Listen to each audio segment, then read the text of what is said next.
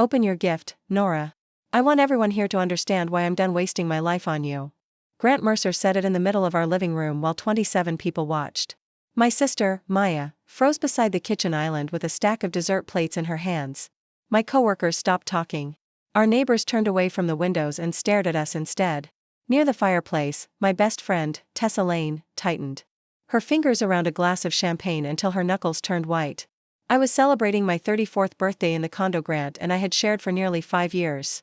Inside the bottom drawer of the cake table, beneath folded napkins and a silver cake server, I had hidden an ultrasound photograph. I was 15 weeks pregnant. My plan had been simple. After everyone sang, I would cut into the white cake decorated with the words, "A new chapter begins." Then I would ask Grant to reach into the drawer, where he would find the photograph and a pair of tiny blue and white socks. I had not learned the baby sex yet. The socks were simply the only pair small enough to fit inside the box. For weeks, I had imagined Grant's expression when he realized he was going to be a father. I had pictured him crying, laughing, lifting me off the floor, maybe finally understanding why I had been tired, nauseated, and unwilling to drink wine. Instead, he stood in front of me wearing the charcoal suit I had helped him choose for his father's company banquet, holding out a rectangular silver box tied with a navy ribbon. Several guests raised their phones. Grant noticed them and smiled. That smile told me the humiliation was not an accident. "Go ahead," he said. "Don't keep everyone waiting." The room smelled of vanilla frosting, candle wax, and the cedar cologne I had bought him for Christmas. A jazz playlist continued through the speakers, soft and elegant, completely wrong for what was happening. I took the box. For a ridiculous second, I thought it might contain a ring. Grant and I had discussed marriage more than once. Every conversation ended with him saying the timing was not right. His father's development company was expanding. Grant needed to prove himself. Interest rates were unpredictable. Weddings were expensive. He wanted us to be financially secure. I had accepted every excuse because I thought patience was something loving people gave each other. I pulled the ribbon loose. There was no jewelry inside. There was a folded document and a brass key I did not recognize. I opened the document. The first line read, "Nora, this relationship has become an embarrassment." Below it, Grant had written an entire speech as if he were dismissing an employee. He accused me of holding him back. He called me emotionally exhausting, financially dependent, and socially inappropriate for the future he wanted. He claimed that I had contributed almost nothing to the condo, despite the fact that most of our down payment had come from the sale of my late father's house. The final paragraph was worse. "I have arranged for a broker to photograph the condo on Monday. Your belongings will be moved into storage. Tessa understands the kind of life I'm building, and she knows how to support a man who is actually going somewhere." For several seconds, I could not hear anything except the blood pounding in my ears. My hand moved instinctively to my stomach. The baby was too small for anyone else to notice, but I knew exactly where that fragile life rested beneath my dress. Maya crossed the room and snatched the paper from me. "What the hell is this?" Grant slipped his hands into his pockets. "It's honesty. Something Nora has avoided for years." "You're doing this at her birthday party?" "I'm doing it with witnesses," he said. "That way, she can't rewrite the story tomorrow." A few people lowered their phones. Others kept recording. That hurt almost as much as Grant's words. These were people who had eaten at my table, borrowed my car, called me when they needed recommendations for doctors or contractors. Yet some of them watched with the fascinated silence people reserve for accidents on the highway. Maya read the final paragraph again. Then she looked at Tessa. No, Tessa's face had gone pale beneath her makeup. She wore an emerald dress I had given her the previous Christmas after she admired it in a boutique window. Her blonde hair was swept over one shoulder, and the diamond earrings in her ears had belonged to my mother. I had lent them to her that afternoon. "Tessa?" I asked. My voice barely sounded human. She opened her mouth, but Grant answered for her. "Stop pretending you don't know. I wasn't talking to you." His smile disappeared. Tessa set down her champagne. "Nora, I never wanted you to find out this way." A woman from my clinic gasped. Someone near the hallway whispered, "Oh my God." I looked at the woman I had called my best friend since we were 19. Tessa had slept beside me on the floor after my father died because I could not bear to enter his bedroom. She had held my hand through a miscarriage scare 6 years earlier, when I was dating someone else. She had been the emergency contact on every medical form I had completed since college. "How did you want me to find out?" I asked. "Before or after the movers carried my things away?" Tessa's eyes filled with tears. Grant rolled his eyes. "This is exactly what I mean. Everything becomes a performance with you." I looked around at the phones pointed toward us. You brought an audience. I brought people who know the truth. No, Maya said. You brought people because you're too much of a coward to do this without applause. Grant stepped toward her. Stay out of this. Maya did not move. She was 4 inches shorter than he was, but in that moment she looked capable of throwing him through the window. I touched her arm. She looked at me, confused by how calm I seemed. None of them knew I had been grieving this relationship for 18 days. That was how long? It had been since Grant left his smartwatch charging on the bathroom counter. A message flashed across the screen while I was brushing my teeth. Tessa, are you sure she won't check the company card? I can't have my name connected to Charleston. Grant had deleted the message from his phone, but not from the watch. After that, I started noticing everything I had trained myself not to see. A dinner charge for 2 at a rooftop restaurant on a night he claimed to be meeting contractors. A weekend hotel in Charleston billed to Mercer Development. A bracelet from a jewelry store Tessa followed online. Rideshare receipts ending outside the converted warehouse where she operated her event design studio. The evidence had been easy to find once I stopped defending him from my own instincts. I had screenshots. I had receipts. I had photographs.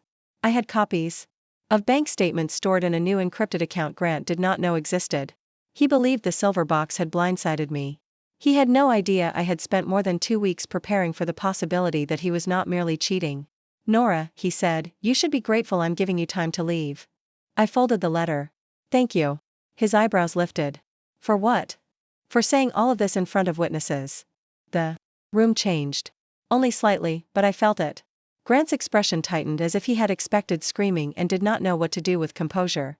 I turned toward Tessa. Thank you for coming too. I wasn't sure you would have the nerve.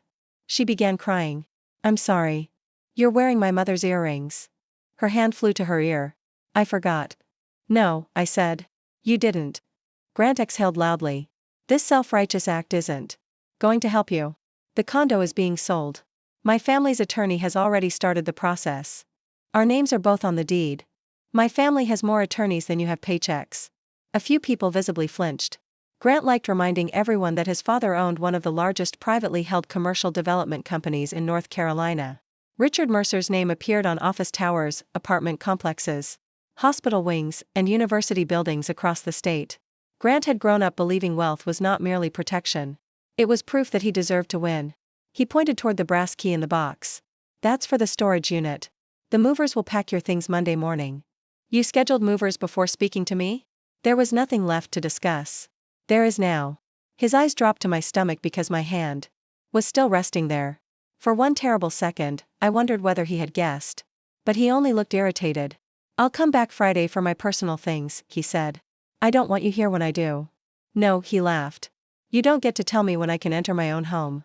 I said I won't be alone with you again. That silenced him. Tessa whispered his name as if warning him not to make the situation worse. He turned. On her. Don't start. The coldness in his voice startled even her. That was the first crack in the fantasy she had chosen over me. I saw it in the way she stared at him, as though she had expected tenderness and discovered she had only been standing on the safe side of his cruelty. Grant walked to the door. Before leaving, he turned and addressed the room. I apologize that Nora made this more dramatic than necessary. Maya made a sound of disbelief. Grant looked directly at me. You have no idea who you're fighting. My father can make that condo disappear under you before you even understand what happened. Then he left. Tessa remained near the fireplace. Nobody spoke to her. She removed my mother's earrings with shaking hands and placed them on the mantel. Nora, please let me explain. What could you possibly explain? She looked toward the open door. He told me you hadn't loved him for years. And that made stealing him an act of charity? He said you were planning to leave after you got control of the condo. I almost laughed. Did he also tell you he paid for it? Her silence answered me. Tessa, I said, get out of my home. She moved toward me. Maya stepped between us. Nora, I never meant to hurt you, Tessa said. You used a key I gave you. You sat at my table. You listened to me worry about him. Then you climbed into my life while I was still standing in it. I'm sorry. Leave. She walked out without her coat. The party dissolved after that. A few guests apologized. Some hugged me. Several avoided my eyes because they had recorded the worst moment of my life before remembering I was a person. My supervisor, Dr. Patel, quietly asked whether I needed time away from the rehabilitation clinic. I told her I would call in the morning. When the final guest left, Maya locked the door. She gathered abandoned glasses while I stood beside the untouched cake. The words "a new chapter begins" curved across the frosting. Maya followed my gaze to the drawer. What were you planning to announce? My control finally broke. I opened the drawer and took out the ultrasound photograph. Maya stared at it. Then she covered her mouth. Oh, Nora. I'm 15 weeks. She crossed the room and wrapped both arms around me. I did not sob gracefully. I folded against her and cried until my throat burned. I cried for the baby who had heard Grant's voice before ever seeing his face. I cried for the home my father's money had helped me buy. I cried for Tessa, or perhaps for the version of her I had loved. I cried because the man I had planned to build a family with had tried to turn my birthday into an eviction notice. Maya held me until my knees stopped shaking. Does he know? No, are you going to tell him? I have to. But not tonight. She pulled back and looked at me. What did you mean when you thanked him for witnesses? I wiped my face. I've known about Tessa for 18 days. Maya stared at me. I told her about the watch, the hotel, the jewelry, and the company card. I explained that Grant's spending had changed 3 months earlier. He had also started asking strange questions about the condo, where I kept the closing documents, whether my father's estate had been fully settled, and whether I had ever considered refinancing. I thought he wanted a lower interest rate, I said. Now I think he wanted access to the equity. How much equity? Nearly $280,000. Maya stopped cleaning. Nora, call a lawyer. I will. Tonight. It's after midnight. Then call the bank. That was when my phone vibrated. I expected another message from a guest. Instead, it was a security alert from our mortgage lender.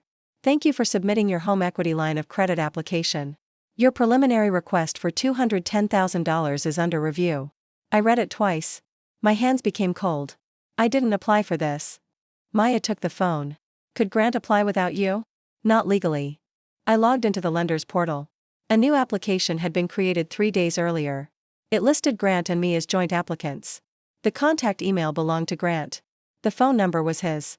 Attached to the application were copies of my driver's license, tax returns, employment verification, and a signed authorization form. I opened the authorization. The signature looked almost perfect. It slanted the way mine did. The N in Nora curved correctly. Even the final stroke resembled the signature I had used for years. But I had not signed it. Maya read the submission date. He filed this before the party. I walked to the small office off the hallway. The desk drawers appeared untouched, but the beige folder containing my tax records was gone. So was the photocopy of my driver's license I kept with our closing documents. Grant did not have the key to that desk. Tessa did. I had given it to her 2 months earlier when I was hospitalized overnight with severe dehydration. She had fed my cat, brought me clothes, and retrieved my insurance paperwork from that exact drawer. I returned to the kitchen. The silver gift box remained on the counter. The brass storage key lay inside it, gleaming beneath the pendant lights. Grant had wanted me humiliated, frightened, and desperate to leave. While everyone focused on the affair, he had already begun trying to borrow against the home. The public breakup had not been an ending. It had been pressure. The affair had not been the entire betrayal. It had been camouflage. I called the lender's fraud department and reported the application. Then I changed every password I had, froze my credit, and photographed the missing drawer. At 3:42 a.m., after Maya fell asleep on the couch, I sat alone at the kitchen table with the ultrasound beside Grant's letter. I wrote one sentence across the back of the page he had given me. You should have checked what I saved before you decided I was powerless. Then I opened my evidence folder and began building a timeline. Grant thought he had walked out of my birthday party after destroying me. He did not know he had committed fraud in front of a woman who documented medical recoveries for a living. He did not know my father had taught me never to sign anything without keeping a copy. And he did not know that the most important document connected to our condo was not inside the folder Tessa had stolen. It was locked in a safe deposit box under my name alone. By 8:15 the next morning, a locksmith was replacing the deadbolt. By 9:30, Maya had installed 2 cameras in the hallway and another above the balcony door. At 10 o'clock, I sat at my dining table for a video consultation with Leah Morgan, a family and property attorney recommended by Dr. Patel. Leah was in her late 40s, with silver-framed glasses and the controlled voice of someone who had heard every kind of lie people told when money and intimacy became enemies. She listened without interrupting while I explained the condo, the forged loan application, Grant's affair, the missing documents, and my pregnancy. Saying the final word aloud made my throat tighten. Does Mr. Mercer know you're pregnant? She asked. Not yet. Tell him in writing after we preserve the evidence. Do not tell him alone. Do not meet him privately. Do not answer calls when written communication is possible. She asked me to forward the loan application, the birthday letter, photographs of the desk, screenshots from Grant's watch, and every account statement I could access. Did you and Mr. Mercer sign a cohabitation agreement? I think so.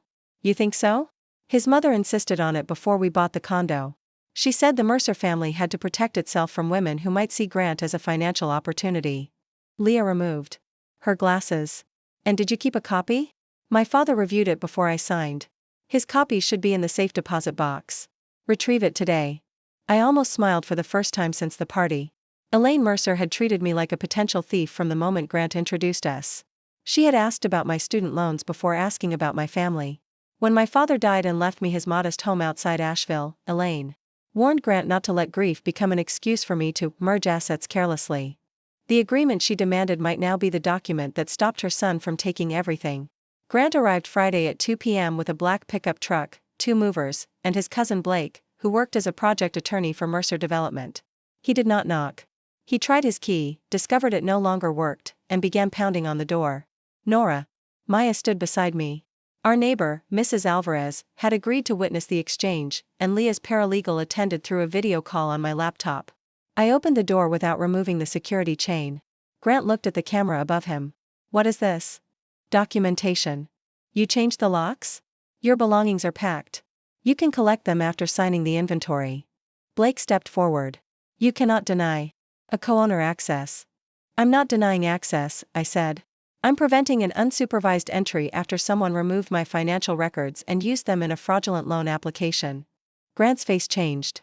Only for a second. Then he laughed. You're accusing me of fraud now? The lender is investigating. You can explain it to them. The movers exchanged a glance. Blake lowered his voice. Grant, what application? Nothing. She's panicking. I removed the chain and allowed them inside. Grant's clothes, electronics, sports equipment, and personal records had been boxed and labeled. I had photographed every item.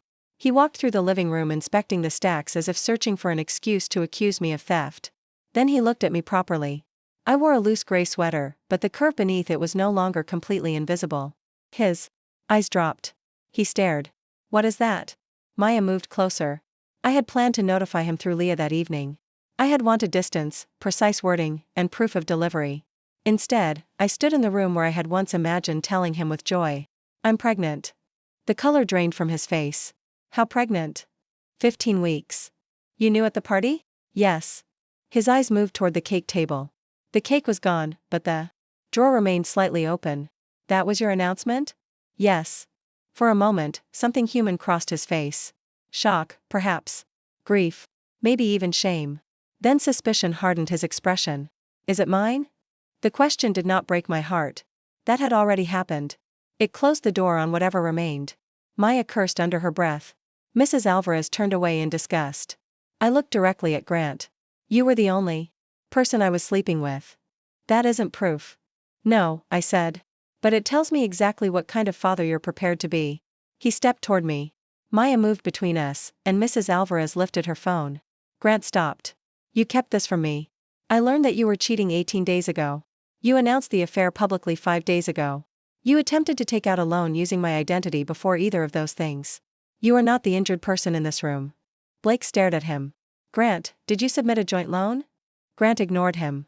You're trying to trap me. I nearly laughed. You planned to have movers remove me from a home I mostly paid for. You forged my signature. You slept with my best friend. Yet you think a baby conceived while we were planning a family is my trap.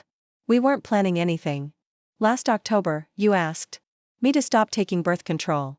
His jaw tightened. I remembered the conversation clearly. We had been sitting on the balcony under a blanket. Grant spoke about turning 36 and wanting his father to meet a grandchild before he retired. He said marriage paperwork could come later. He said a family would prove we were serious. Now, in front of witnesses, he pretended none of it had happened. I watched him sign the inventory. He collected his boxes. Before leaving, he paused at the door. You'll need me when the baby comes. No, I said. The baby may need a responsible father. Whether you become one is your decision. His expression became ugly. You think you can turn my child against me? The baby cannot hear your accusations yet. Keep talking, and someday I'll have a record to explain why there were boundaries. He left without answering. That evening, Leah sent him formal notice of the pregnancy along with instructions that all communication go through counsel. His response arrived 17 minutes later. I demand proof of paternity before accepting any financial obligation. Leah told me not to answer. I printed the message anyway. I wanted a complete record of the man he chose to be when there was no audience to impress. The next attack came 4 days later. Grant filed a petition seeking partition and sale of the condo. In the declaration attached to it, he claimed I had become emotionally unstable, barred him from his lawful residence, threatened his reputation, and intended to leave North Carolina with a child of uncertain parentage. He also claimed that Mercer Family Funds had paid nearly the entire down payment. That was a lie so bold I read it 3 times.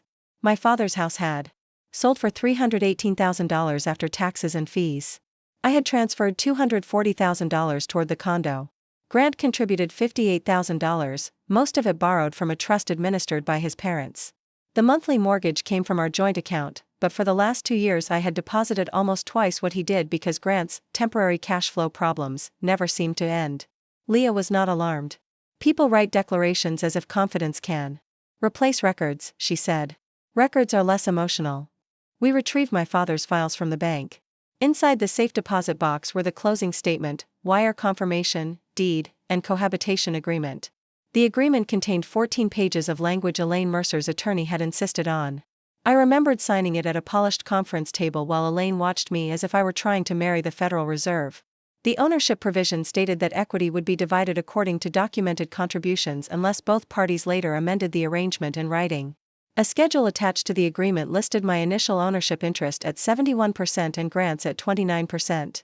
Another provision said that any party who intentionally concealed, transferred, pledged, or attempted to borrow against the property without written consent would be responsible for resulting fees and losses. Leah read that provision twice. His mother paid an attorney to build the wall he just ran into. I wanted to feel victorious. Instead, I felt tired. I had not entered the relationship planning to defeat Grant. I had expected us to grow old enough to laugh about Elaine's suspicion. That night, while organizing documents, I found an old photograph of Grant and me standing in the empty condo before we moved in. He held a paint roller.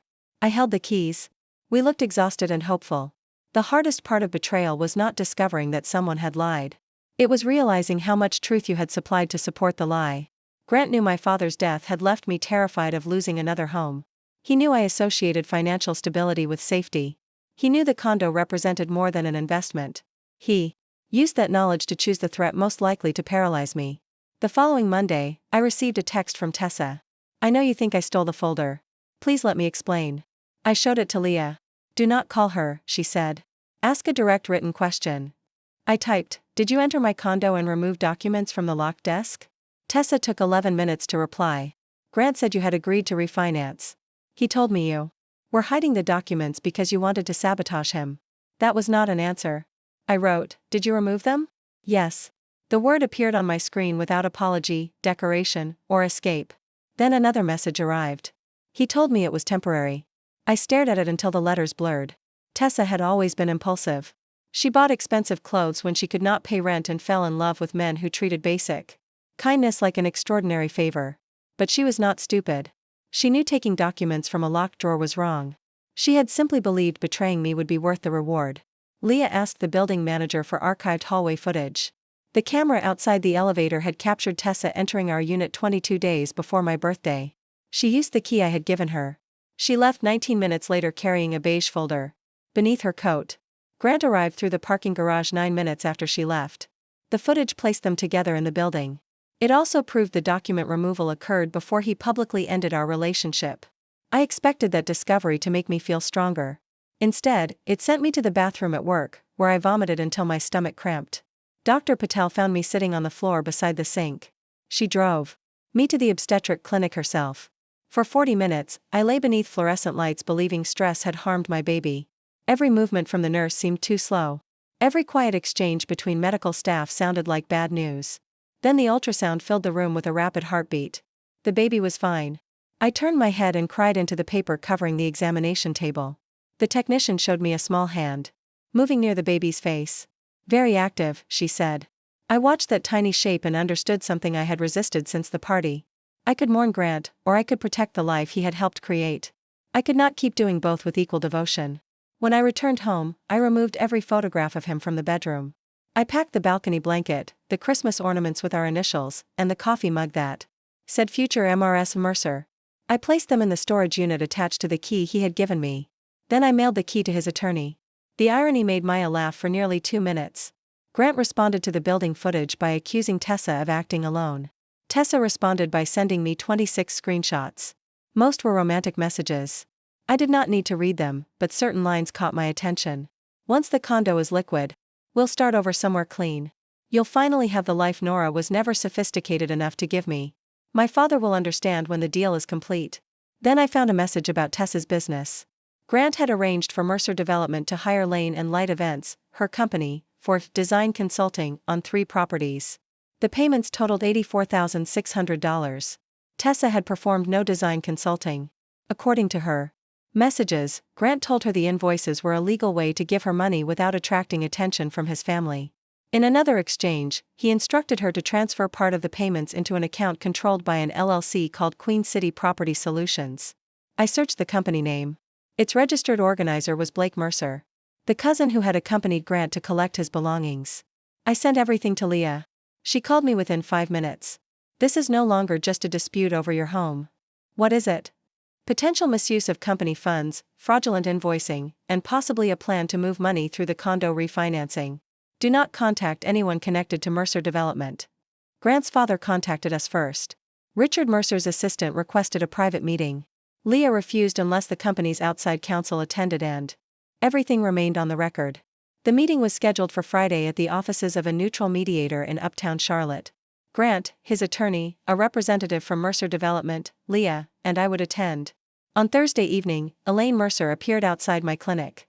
She waited beside a black sedan wearing a cream suit, pearl earrings, and the expression she used when restaurant employees disappointed her. "We need to speak privately," she said.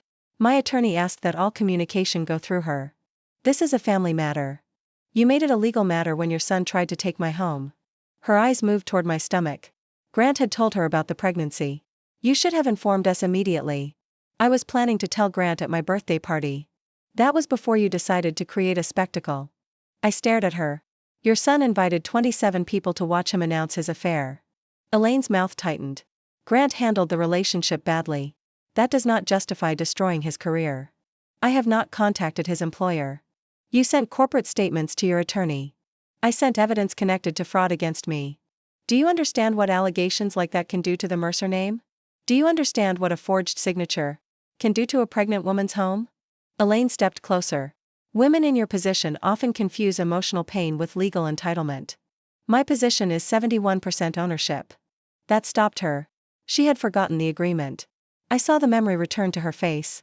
"My father preserved every document," I said. "Including the contract your attorney drafted." Elaine's composure cracked. "You would force the father of your child into financial ruin?" "No. Grant made decisions. I'm refusing to pay for them." She lowered her voice. "You may think evidence makes you powerful. Men like Richard have survived worse than screenshots and wounded girlfriends. I'm not fighting Richard. You're fighting all of us." "No, Elaine. You taught me that family assets require protection." I finally listened. She left without another word. That night, Tessa asked to join Friday's meeting. She said she had audio recordings. Leah spoke with her attorney and arranged for her to attend separately. At 1:07 a.m., Tessa sent me a 38-second clip. Grant's voice filled my bedroom. "Once Nora signs, we refinance before she announces the pregnancy. After the money moves, she can cry all she wants." Tessa's voice answered, uncertain. "What if she refuses?" "She won't. I'm ending it at the party. She'll be too humiliated to think clearly." "And the signature?" "Blake handled it. The notary owes us." I sat upright. Another file arrived. It was a photograph of the authorization submitted with the loan application. At the bottom of the page was a notary seal belonging to a woman who worked in Mercer Development's legal department. The notarization date was my birthday. The document claimed I had appeared before her at 4:30 p.m. At 4:30 p.m., I had been inside my condo with Maya, decorating the cake table while 2 coworkers helped arrange chairs. At least 3 photographs showed me there. Grant had not merely copied my signature. He had created a witness to a meeting that never happened. Then Tessa sent her final message. "There's more. Grant never planned to use the loan money to start a life with me." I found the account instructions. He was going to move. Almost all of it somewhere I couldn't access. I looked at the ultrasound photograph beside my bed. For the first time since the party, fear gave way to something steadier. Grant had built his plan around the belief that every woman involved would remain isolated. He expected me to be ashamed. He expected Tessa to be obedient. He expected his mother to frighten us and his father's name to silence everyone else. By sunrise, 3 women he had lied to were preparing to enter the same room with evidence.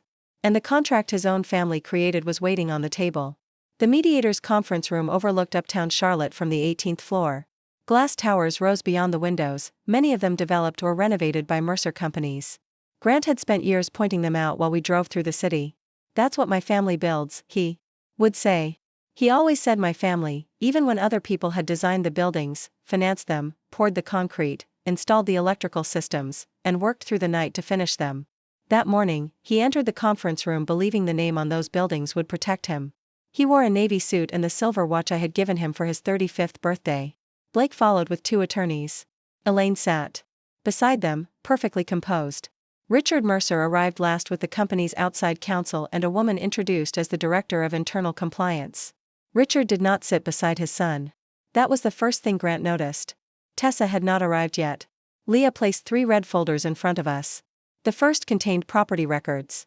The second contained evidence from the loan application. The third contained company expenses, invoices, transfers, and messages. Grant's attorney began with the usual language about resolving misunderstandings, protecting privacy, and avoiding unnecessary reputational damage. Leah allowed him to speak. Then she pushed Grant's birthday letter across the table. "This is not a private emotional disagreement," she said. Mr. Mercer announced his intention to remove my client from her residence in front of 27 witnesses. Before that announcement, a fraudulent application was submitted seeking $210,000 in credit against jointly titled property. Grant leaned back. "My client denies submitting anything without authorization," his attorney said. Leah opened the second folder. "Then he will presumably support a full investigation." Blake whispered something to Grant. Richard watched them. I had met Richard dozens of times at dinners, charity events, and holiday gatherings. He was not warm, but he was observant. Grant inherited his confidence from Richard without inheriting his restraint. Richard looked older than he had 2 months earlier. "Nora," he said, "did you sign the application?" "No." "Did you appear before Melissa Crane on September 18th? "No. I was in my condo preparing for the birthday party." Photographs, videos, delivery records, and witnesses establish that. The compliance director placed a document in front of Richard. "We have confirmed Ms. Crane accessed the company's notary log that afternoon," she said. "There is no approved corporate matter associated with the entry." Grant turned toward Blake. Blake's face had become gray. "Why is she here?" Grant asked, pointing toward the compliance director. Richard answered. "Because $186,400 moved through vendors. You approved during the last 11 months. The room went silent. Tessa's company had received $84,600, but the internal audit had uncovered more. Payments had also gone to 2 consulting companies with no employees, a furniture supplier that had never delivered furniture, and Queen City Property Solutions. Blake's LLC. Grant looked at his father. "This has nothing to do with Nora. It became connected to Nora when you attempted to pledge her property interest to support another transfer," Richard said. "You don't know that. We have the proposed wiring instructions." Grant's eyes moved toward me. He believed I had found them. I had not. Tessa entered the room before anyone could continue. She wore black pants, a plain sweater, and no makeup. Her attorney walked beside her. She carried a small laptop and a clear plastic evidence bag containing a flash drive. Grant stood. "What the hell is she doing here?" Tessa stopped near the door. "Ending the part where I lie for you. You signed a confidentiality agreement." Her attorney answered. "An agreement does not require my client to conceal suspected fraud." Grant turned toward his lawyer. "This is a setup." "No," I said. "A setup is inviting someone to a birthday party so you can frighten her into leaving her home." He looked at me as if my voice offended him. Tessa sat at the far end of the table. She did not look at me. Her attorney explained that she had retained recordings and messages because Grant's behavior became increasingly threatening after the party. He had ordered her to destroy records, delete conversations, and sign a statement claiming she removed my documents without his knowledge. Grant laughed. "So now she's the victim?" Tessa flinched. I felt no urge to protect her. She had betrayed me willingly. Grant's cruelty toward her did not erase what she had done. But it revealed his pattern. Whenever a woman stopped being useful, he rewrote her as unstable. Tessa connected the flash drive. The first recording began. Grant's voice was clear. Nora thinks the condo is security. Take that away, and she'll agree to anything. Tessa asked, anything? Like what? Selling, keeping quiet about the company card, signing whatever we need about the baby. You said you weren't sure the baby was yours. It's mine. She hasn't been with anyone else. My fingers tightened beneath the table. Grant knew. He had known the child was his when he accused me in front of witnesses. The paternity question had never been uncertainty. It had been punishment. Maya was not in the room, but I imagined what she would have done if she heard the recording beside me. Leah touched the edge of my folder, silently reminding me to stay focused. The audio continued. Tessa said, what happens after she sells? We move the money through Queen City. My share covers the hole in the project accounts. And her share? She'll get enough to disappear. You promised me the condo. I promised you a future. Don't get obsessed with details. Tessa stopped the recording. Grant's face had changed from anger to calculation. He was searching for the person he could still control. He chose his mother. Tell them this is ridiculous. Elaine's posture remained rigid. Grant, did you use corporate accounts to pay Tessa? It was legitimate consulting. Tessa opened her laptop. I never consulted on those properties. You attended site events. I designed one launch party. You created invoices for 3 construction projects. You signed them. Because you told me your father approved the arrangement. Grant's attorney leaned toward him. Grant ignored the warning. You took the money and transferred $52,000 to Blake's company because you told me it was an investment. Every head turned toward Blake. He stood abruptly. I need to speak to counsel. Richard's voice stopped him. Sit down. Blake sat. Tessa played another recording. This conversation had occurred 2 days after my birthday. Grant sounded furious. She froze the loan. Tessa asked how I discovered it. It doesn't matter. We need her to look irrational. Send me every message where she complained about anxiety. Anything from after her father died. My stomach turned. For years, Tessa had been the person I contacted during panic attacks. After my father's death, I had written messages at 2 a.m. describing nightmares, grief, and the fear that I would never feel safe again. Grant intended to use those private moments as evidence that I was unstable. In the recording, Tessa hesitated. That's personal. Everything is personal until money is involved. What if she finds out I gave them to you? She already hates you. What are you protecting? Tessa stopped. The audio. She finally looked at me. I didn't send him the messages. I believed her. It did not make us friends again. Richard removed his glasses. Grant, your access to all company systems was suspended this morning. Blake, yours was suspended yesterday. Outside forensic accountants are preserving the records. Any evidence of criminal conduct will be referred to the appropriate authorities. Grant stared at his father. You would destroy your own son over invoices? Richard's expression did not change. You used company money to conceal personal debt. You involved employees in a false notarization. You attempted to leverage property that did not belong entirely to you. You destroyed yourself and expected the company to absorb the damage. Elaine turned toward Richard. This can be handled internally. No, the compliance director said. It cannot. Elaine looked at me then. Her mask finally fell. This family welcomed you. You tolerated me. We gave you access to opportunities you never would have had. I work at a rehabilitation clinic. Your family has never paid my salary. You benefited from Grant's name. I paid 71% of the home your son tried to steal. Elaine's eyes sharpened. This child will carry our family name.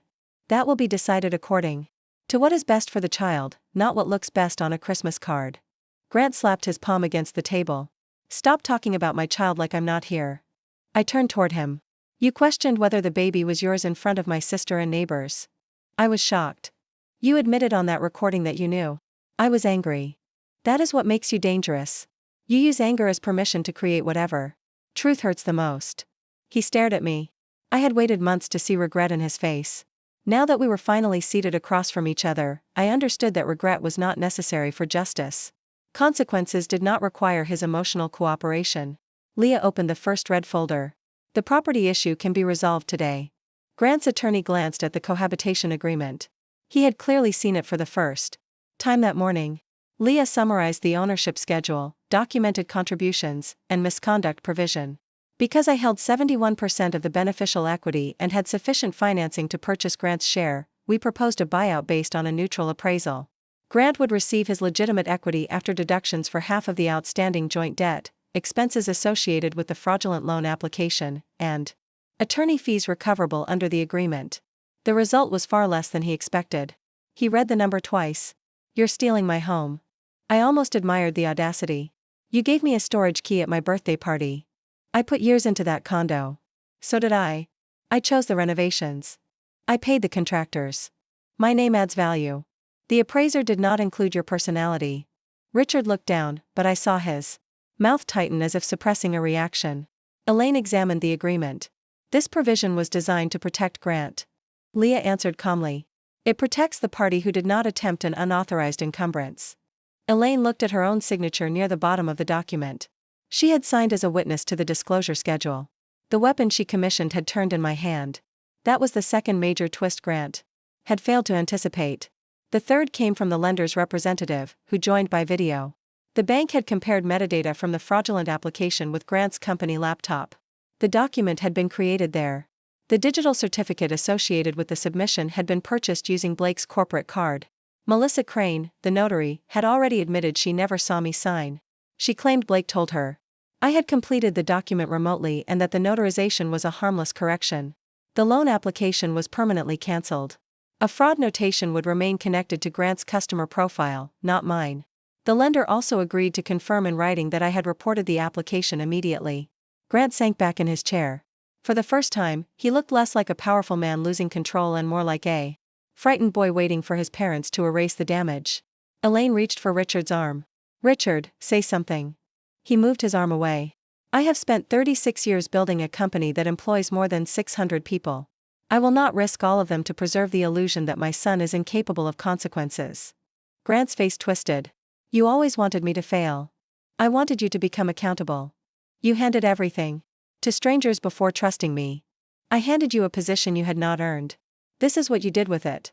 Grant stood so suddenly his chair struck the wall. His attorney ordered him to sit. He looked at Tessa. "You think they're going to protect you? You forged invoices too." Tessa's eyes filled with tears. "My attorney has already explained what I may be responsible for." "You'll lose your business. Maybe. You'll lose everything." She looked at him with a calmness I recognized. It was the calm that came after terror had exhausted itself. "So will you." He called her a liar, a parasite, and a desperate woman who had chased him for money. The insults sounded familiar because he had used gentler versions against me for years. Tessa listened until he finished. Then she said, "You told me Nora was the reason you were cruel. I finally understand that cruelty is the only part of you that never needed help." I did not forgive her in that moment. But I understood why the sentence hurt him. The settlement negotiations lasted 6 hours. I refused the broad confidentiality provision Grant demanded. I agreed not to publish private financial information, but I retained the right to cooperate with the lender, company investigators, courts, and law enforcement. Grant had to withdraw his false allegations regarding my mental stability and the baby's paternity. He had to sign a written statement acknowledging that I had not abandoned the condo, threatened him, or misrepresented my ownership. He assumed responsibility for the personal charges he had placed on our joint credit card. He surrendered his keys immediately. His ownership interest would transfer after the buyout cleared. Any communication regarding the pregnancy would occur through a parenting application or counsel until a formal plan was established. Grant signed because the alternative was fighting on several fronts while his finances, employment, and conduct were under investigation. When he finished, he pushed the pen away. "You planned this." I looked at him. "You planned the party. You planned the loan. You planned the sale." I documented what you did. "You turned everyone against me." "No. I stopped standing between you and the consequences." Outside the conference room, Tessa waited near the elevators. Her attorney had left to speak with the compliance team. She held a small velvet pouch. "My mother's earrings?" I asked. She nodded. She offered them to me with both hands. I took them. Then she placed my spare condo key on top of the pouch. "I should have returned it before you asked. You should never have used it." "I know. No, Tessa. You know now. That is different." She began crying. "I envied you." The words surprised me. "You had a home. A career. A man who talked about children. Whenever my life fell apart, you fixed things. I started thinking you had everything because everything came easier to you. My father died. I worked 2 jobs through graduate school. I spent years paying debt. I know. You watched me do it. I know. Then why did you believe Grant when he said I contributed nothing? She wiped her face. Because I needed to believe taking your place wasn't stealing. I needed to believe you didn't deserve it. That was the most honest thing she had ever said about the affair. It was also the reason I could not let her back into my life. I loved you like family, I said. I loved you too. No. You loved being welcomed by me. You did not love me enough to protect what I trusted you with. Can I ever make it right? You can tell the truth. You can accept what happens next. You can become someone who never does this to another person. And us? There is no us. The elevator doors opened. Tessa stepped inside. I did not hug her. I did not insult her.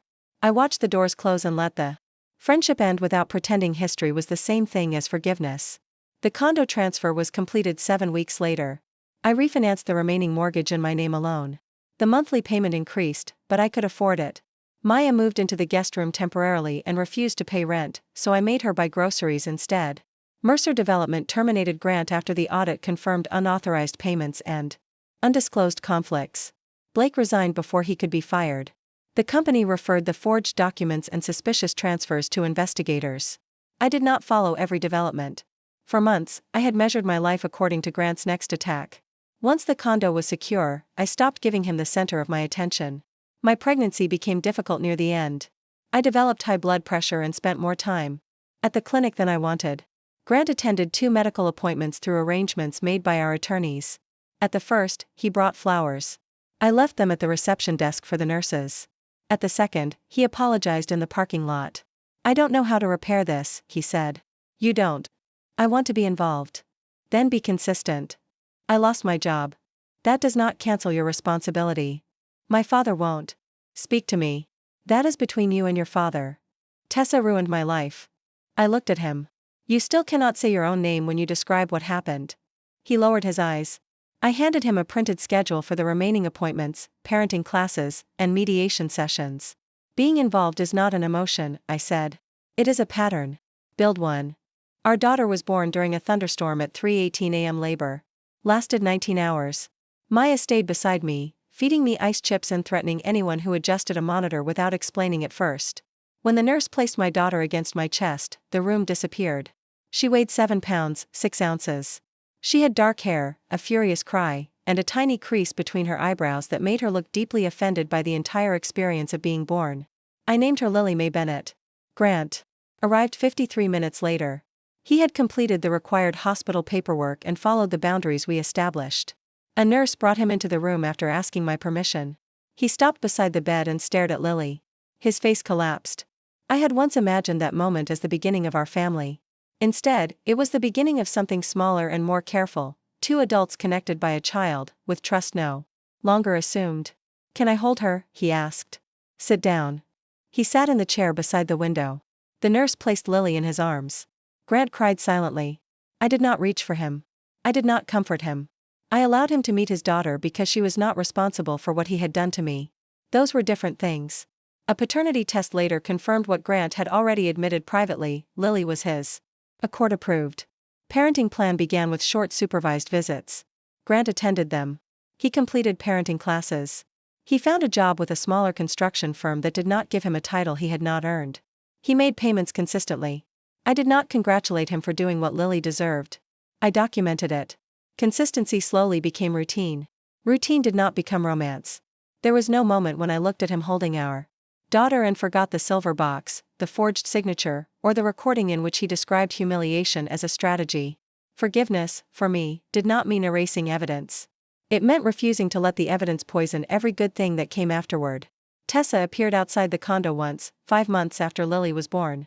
She carried a paper bag containing a sweater, 2 books, and a bracelet I had lent her years earlier. Her studio had closed.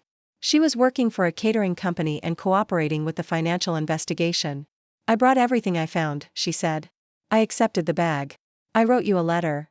I'm not ready to read it. You might never be. That's possible. She looked past me and saw Lily sleeping in a bassinet near the window. Her face crumpled. She's beautiful. Yes.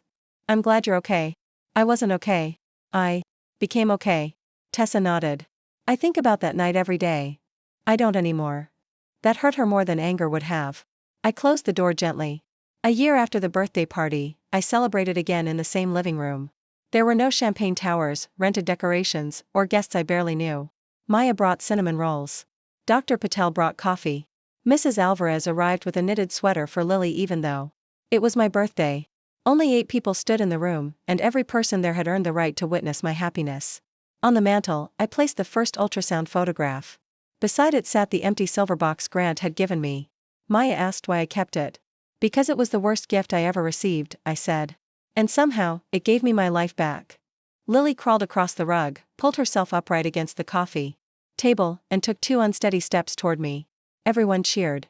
The room where Grant had tried to erase me became the room where our daughter learned to walk. The doorbell rang near sunset. Grant stood outside holding a small wrapped package. It was not his scheduled visitation day. "I'm not staying," he said. "I wanted to leave this for Lily." Inside was a children's book about a girl who built a house from broken pieces. On the first page, he had written, "For Lily, so you will always know that love is something people prove." I closed the book. Grant waited. "I'm trying," he said. "I know. Does that matter?" "To Lily, yes. And to you?" "It matters that you became safer than you were. It does not make us what we were." He nodded. A year earlier, he would have argued until my exhaustion sounded like agreement. This time, he stepped away. From the door. "Happy birthday, Nora." "Thank you." I closed the door and returned to my daughter. That night, after everyone left, I carried Lily through the quiet condo. Her head rested against my shoulder. Rain tapped softly against the balcony glass, and the city lights shimmered beyond it. I thought about the woman who had stood in that room holding a cruel letter while strangers recorded her pain. She had believed losing Grant meant losing the future. She did not yet understand that the future was hidden inside her body, protected beneath the hand she placed over her stomach. She did not know that a home was not saved by begging someone to stay. It was saved by locks, records, boundaries, truth, and the courage to stop calling betrayal love. I placed Lily in her crib and returned to the living room. The silver box gleamed beneath the lamp. I closed its lid and put it in the back of a cabinet. Not everything painful needed to remain on display. Some victories were loud, recordings played across conference tables, signatures withdrawn, powerful men forced to answer questions they believed money had erased. Other victories were almost silent. A sleeping child. A deed with only my name attached. A door I could open without fear. A room no longer haunted by the people who tried to take it from me. Grant had wanted my birthday to become the night everyone watched me lose everything. Instead, it became the night witnesses watched him reveal exactly who he was. He gave me a box containing rejection, a storage key, and a threat. I kept none of them. I kept my daughter. I kept my home. And, after years of handing my peace to people who had never earned it, I finally kept myself.